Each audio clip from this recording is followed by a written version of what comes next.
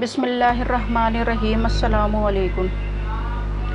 صحابہ رضی اللہ تعالی عنہ کی فکر آخرت۔ حضرت ابو بکر صدیق رضی اللہ تعالی عنہ کو رسول مقبول صلی اللہ علیہ وسلم نے خود جنت کی بشارت دی، بلکہ جنتیوں کی ایک جماعت کا سردار بتایا، اور انہیں یہ بھی بتایا کہ جنت کے سب دروازے انہیں پکاریں گے اور یہ خواہش کریں گے کہ حضرت ابو بکر صدیق رضی اللہ تعالی عنہ اس سے داخل ہوں۔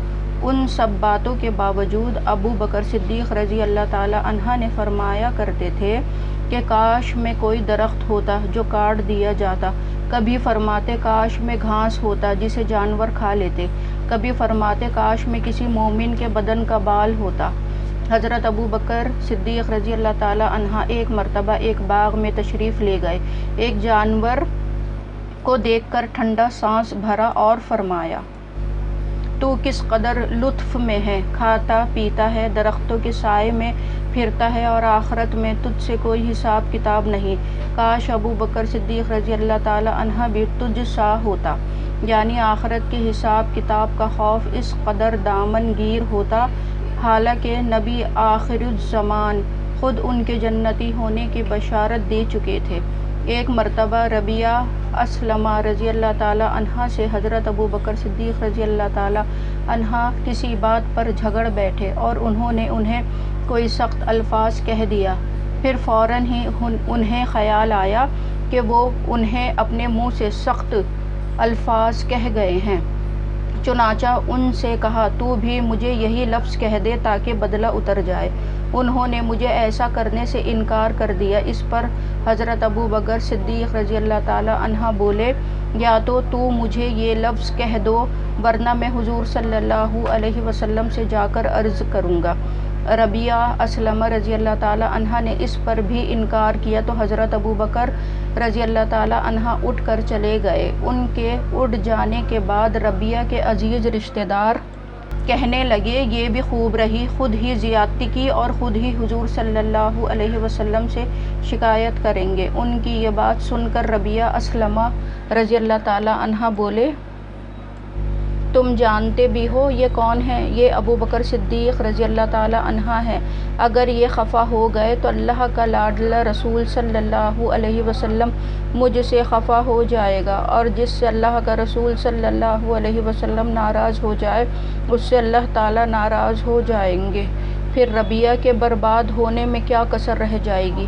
اس کے بعد ربیعہ حضور صلی اللہ علیہ وسلم کی خدمت میں حاضر ہوئے اور مقصد عرض کیا۔ حضور صلی اللہ علیہ وسلم یہ سن کر بولے، ٹھیک ہے، تمہیں جواب میں اور بدلے میں کہنا نہیں چاہیے تھا، البتہ بدلے میں یوں کہتے کہ ابو بکر رضی اللہ تعالی عنہ تمہیں معاف کرے۔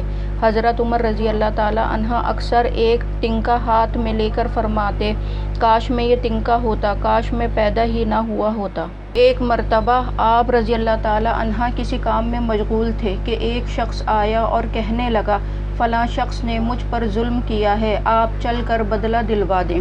آپ رضی اللہ تعالی عنہ نے یہ سن کر ایک درہ اس کے مار دیا اور بولے، جب میں اس کام کے لیے بیٹھا ہوں اس وقت تو آتے نہیں، جب میں دوسرے کاموں میں مشغول ہو جاتا ہوں تو آ کر کہتے ہیں بدلہ دلوا دیں۔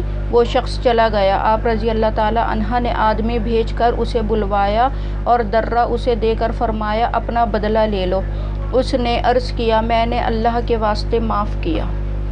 آپ رضی اللہ تعالی عنہ گھر تشریف لائے، 2 رکعت نماز پڑھی، اس کے بعد اپنے آپ کو خطاب کر کے فرمایا، اے عمر، تو کمتر تھا، اللہ نے تجھے اونچا مرتبہ عطا کیا، تو گمراہ تھا، اللہ نے تجھے ہدایت دی، تو ذلیل تھا، اللہ نے تجھے عزت دی، پھر لوگوں کا خلیفہ بنایا۔ اب ایک شخص آ کر کہتا ہے کہ مجھے ظلم کا بدلہ دلوا دو تو اسے مارتا ہے، کل قیامت کے دن اپنے رب کو کیا جواب دے گا؟